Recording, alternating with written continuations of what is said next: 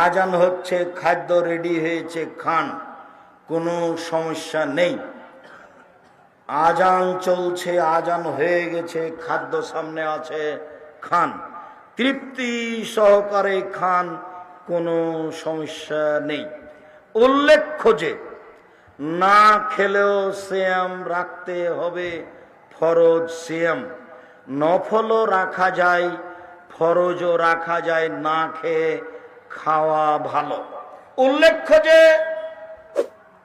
রাতে যদি স্বামী স্ত্রী মিলনে গোসল না হয়, আজান হয়ে যায়, দিন হয়ে যায়, গোসল করে রোজা সিয়াম থাকেন, কোনো সমস্যা নেই।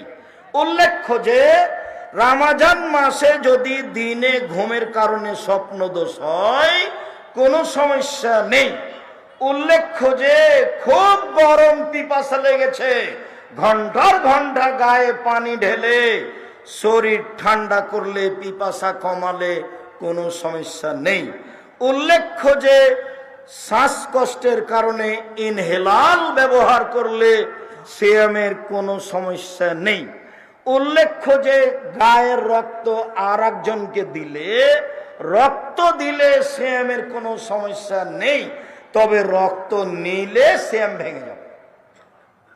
উল্লেখ্য যে কাঁচা ডালে, পেস্টে সারাদিনের যে কোনো সময়ে মেশক করলে, দাঁত পরিষ্কার করলে কোনো সমস্যা নেই। উল্লেখ্য যে চোখে সুরমা লাগালে, পাউডার আতর ব্যবহার করলে সিয়ামের কোনো সমস্যা নেই। উল্লেখ্য যে রমজান মাসে স্বামী স্ত্রীর মিলন ঘটলে স্বামীকে 60 জন মিসকিনকে 1.25 কেজি করে চাউল দিতে হবে। 1.25 কেজি।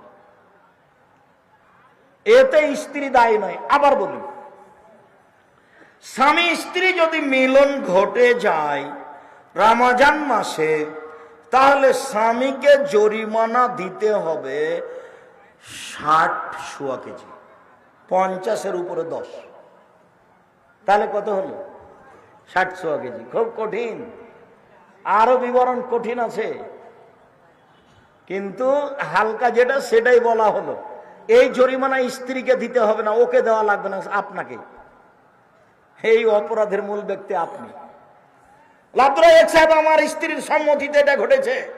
আপনার স্ত্রীর সম্মতিতে ঘটলে জরিমানা আপনাকে দিতে হবে, আপনার স্ত্রীকে দিতে হবে না। খুব সাবধান।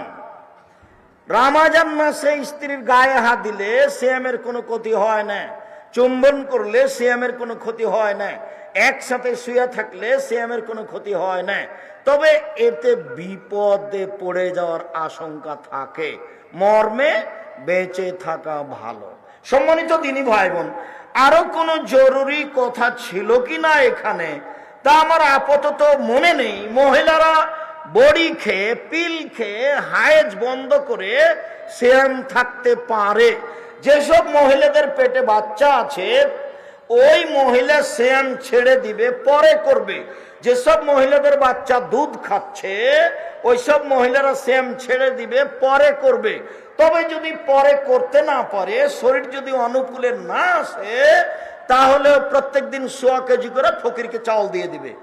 যে লোকটা বৃদ্ধ হওয়ার কারণে, অচল হওয়ার কারণে, অসুস্থতার কারণে সিয়াম থাকতে পারছে না, ওর ছেলেরা, ওর মেয়েরা বাপ মায়ের পক্ষ থেকে, দাদা দিদির পক্ষ থেকে প্রত্যেক দিন 1 কেজি 250, 1.25 কেজি করে চাউল দিয়ে দিতে হবে।